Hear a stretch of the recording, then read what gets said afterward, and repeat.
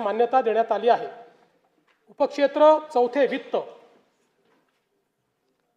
डर मुझे भी लगा फासला देखकर, डर मुझे भी लगा फासला देखकर, पर मैं बढ़ता गया रास्ता देखकर, खुद ब खुद मेरे नजदीक आती गई मेरी मंजिल मेरा हौसला देखकर।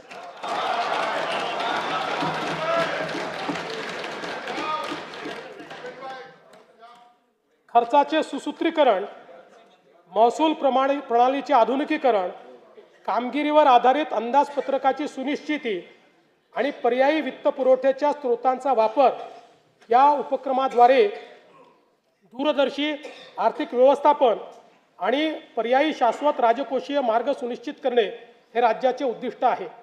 विकसित महाराष्ट्र 2047चे स्वप्न साकार करण्यासाठी सार्वजनिक गुंतवणुकीबरोबर खासगी गुंतवणुकीची आवश्यकता आहे। त्याकरिता महाराष्ट्र सार्वजनिक खासगी भागीदारी धोरणास मान्यता देण्यात आली आहे। या धोरणामुळे राज्यातील पायाभूत सुविधांच्या विकासासाठी मोठ्या प्रमाणावर भांडवल उपलब्ध होऊन अर्थव्यवस्थेला गती मिळेल। देशाच्या एकूण वस्तू व सेवा कर संकलनात राज्य देशात प्रथम क्रमांकावर असून राज्याचा महसूल वाढीचा दर देशाच्या सरासरीपेक्षा जास्त आहे। वस्तू व सेवा कर दराच्या पुनर्रचनेमुळे उत्पादन व उपभोग यामध्ये सकारात्मक वाढीचा दर कल दिसून येतो आहे। सन 2025-26 च्या अंदाजपत्रकात 5,60,964 कोटी रुपये महसुली जमा अपेक्षित केली होती। महसुली जमेचे सुधारित अंदाज हे 6,01,489 कोटी रुपये निश्चित करण्यात आले आहेत। 6,01,489 कोटी। सन 2025-26च्या एकूण खर्चाचे अर्थसंकल्पीय अंदाज 7,20,00,000 कोटी रुपये व सुधारित अंदाज 7,55,920 कोटी रुपये असून भांडवली व कल्याणकारी योजनांवरील खर्चात झालेल्या वाढीमुळे सन 2025-26 या वर्षाच्या एकूण खर्चाच्या सुधारित अंदाजात वाढ करण्यात आली आहे।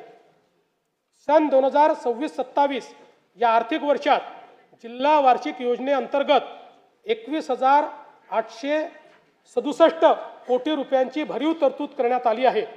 गेल्या वर्षीच्या तुलनेत ही तरतूद 1,702 कोटी रुपयांनी अधिक आहे। सन 2026-27 मध्ये कार्यक्रम खर्चाची रक्कम 2,75,626 कोटी इतकी निश्चित करण्यात आली आहे। त्यामध्ये अनुसूचित जाती घटक कार्यक्रमासाठी 23,150 कोटी रुपये तर आदिवासी घटक कार्यक्रमाकरता 21,723 कोटी रुपये इतक्या नियत व्ययाचा समावेश आहे। सन 2026-27च्या अर्थसंकल्पामध्ये एकूण खर्चासाठी 7,69,467 कोटी रुपयांची तरतूद केली आहे। सन 2026-27च्या अर्थसंकल्पामध्ये महसुली जमा 6,16,099 कोटी रुपये तर महसुली खर्च 6,56,651 कोटी रुपये अंदाजित केला आहे। परिणामी 40,552 कोटी रुपये अंदाजित तूट येत आहे। राजकोषीय सुधारणांमध्ये राज्य नेहमीच अग्रेसर राहिला आहे। राजकोषीय उत्तरदायित्व व वित्तीय व्यवस्थापन कायद्यानुसार राजकोषीय तूट स्थूल राज्य उत्पन्नाच्या 3% कमी ठेवण्यात यंदाही शासन यशस्वी ठरले आहे।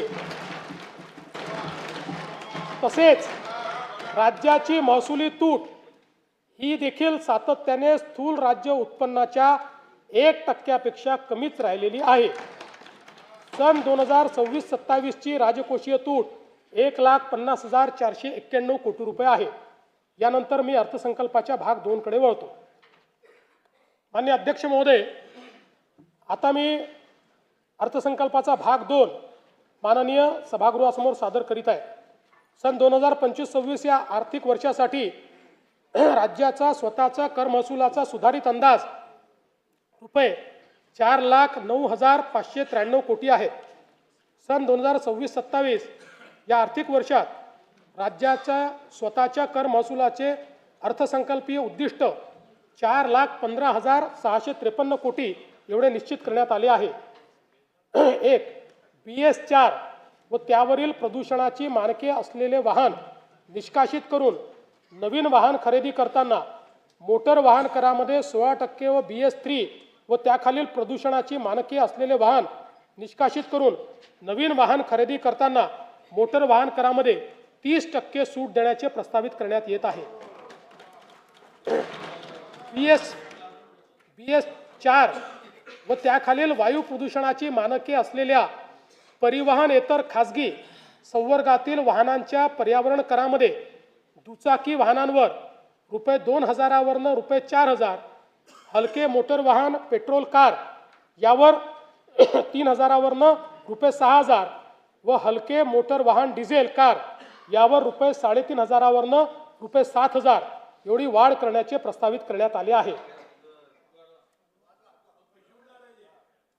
नाही, यांनी फक्त 160 कोटीच मिळणार आहेत, पण हे याकरता केलं आहे की आपल्याला आता पुढे EVला त्या ठिकाणी बळ द्यायचं आहे आणि असे प्रदूषण करणारी वाहनंही कमी झाली पाहिजे. म्हणून सध्या राज्यात क्रेन आरोहित वाहने, क्रेन माउंटेड व्हेकल यांना वाहन किमतीच्या 7% प्रमाणे एक रकमी कर आकारण्यात येतो. अशा वाहनांना मोटर वाहन कराची कमाल मर्यादा म्हणजेच ₹30 लाख करण्याचे प्रस्तावित आहे.